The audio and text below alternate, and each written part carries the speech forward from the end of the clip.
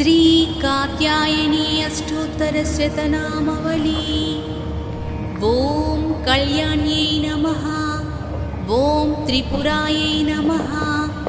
ॐ बालायै नमः। ॐ मायायै नमः। ॐ त्रिपुरसुन्दर्यै नमः। ॐ सुन्दर्यै नमः। ॐ सौभाग्यवत्यै नमः। ॐ क्लीङ्कार्यै नमः। ॐ सर्वमङ्गलायै नमः। ॐ ह्रीङ्कार्यै नमः। ॐ स्कन्दजनन्यै नमः। ॐ परायै नमः।